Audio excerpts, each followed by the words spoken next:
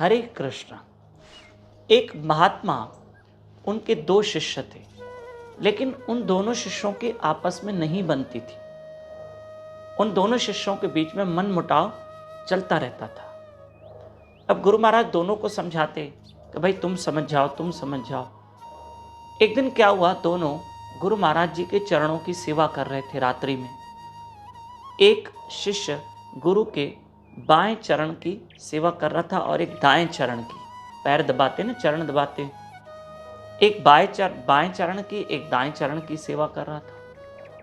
हमारे गुरु महाराज ये प्रसंग बताते हैं, इसको ध्यान से सुनना, बड़े ध्यान से सुनना। तो बाएं चरण दबाने वाला जो शिष्य था वो अपनी सेवा कर रहा है और दाएं चरण को दबाने वाला शिष्य वो अपनी सेवा कर रहा था। दोनों अपनी अपनी सेवा कर रहे थे। ऐसे में गुरु महाराज जी ने करवट ली। करवट ली तो क्या हुआ कि जो बायां चरण था वो दाएं चरण के ऊपर आ गया करवट लेने से। तो दायां चरण के ऊपर बायां चरण आ गया। तो जो दाएं चरण की सेवा कर रहा था शिष्य, बहुत समझना है इसको, दाएं चरण की जो सेवा कर रहा था शिष्य, उसने कहा सुनो, तुम बाएं चरण की सेवा कर रहे थे ना, तुम बाएं चरण ले लो, ये दाएं चरण के ऊपर आया, मैं सेवा कैसे करूं? तो उससे कहा भाई मैं क्या करूं, गुरु महाराज ने करवट ली है, मैं कुछ नहीं कर सकता। अगर दाएं चरण के ऊपर बायां चरण आ गया तो उसमें मेरा क्या दोष? तो नहीं, बोला ये नहीं चाहिए, मुझे दाएं चरण की सेवा कर। तुरंत उसने क्या किया कि दाएं चरण वाले ने गुरु के बाएं चरण को अपने हाथ से पकड़ के साइड कर दिया।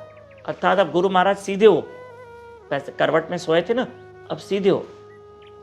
अब गुरु महाराज जानबूझ के एक लीला कर रहे। अब गुरु महाराज ने फिर करवट बदली, अब इस तरफ करवट ली कि बाएं चरण के ऊपर दायां चरण आ गया। तो अब बाएं चरण वाला सेवाधारी वो शिष्य बोले कि भाई देखो अभी दायां चरण यहां आया, तो मैं बाएं चरण की सेवा करूं, कैसे करूं?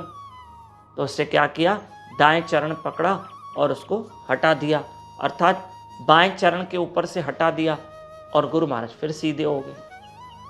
तब गुरु महाराज ने उन दोनों को समझाया, बोले ये तो मैं जानबूझ के कर रहा था। मुझे एक बात बताओ कि मेरा बायां चरण दाएं चरण के ऊपर आ रहा है, तो दाएं वाले को तकलीफ हो रही है और वो दाएं चरण की सेवा करने वाला मेरा शिष्य सामने वाले को चिल्ला रहा है। फिर कभी बाएं के ऊपर दायां चरण आ जाता है तो ये चिल्लाता है, तुम आपस में लड़ते हो। लेकिन कभी ये सोचो, तकलीफ किसको आ रही है? तकलीफ किसको आ रही है? मुझे ही आ रही है।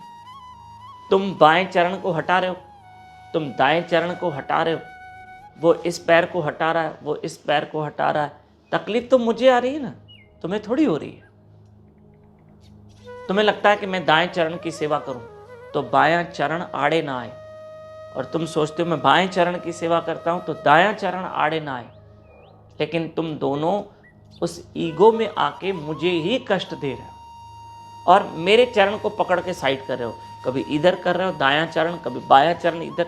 ये क्या हो रहा है? तकलीफ तो मुझे हो रही है। तुम दोनों ये नहीं सोचते हो कि कष्ट किसको हो रहा है। ठीक उसी तरह से कभी भी हम जब गुरु के शरण में रहें तो हम शिष्यों को आपस में इतनी अंडरस्टैंडिंग और इतनी एकता होनी चाहिए कि गुरु को कोई कष्ट ना पहुंचे। देखो कहीं कहीं मतभेद चलता है पर मन भेद नहीं होना चाहिए, और हमारे मतभेद से गुरु को कष्ट नहीं होना चाहिए। कहीं कहीं चलो किसी बात को लेकर सहमति नहीं होती है शिष्यों में आपस में, लेकिन गुरु को कष्ट नहीं होना चाहिए। हमारी वो सेवा या हमारा समर्पण कैसा जो गुरु को कष्ट दे, ऐसा ना करें, हम भी ना करें। हम भी इस बात को समझेंगे और इस कथा को आप समझिएगा।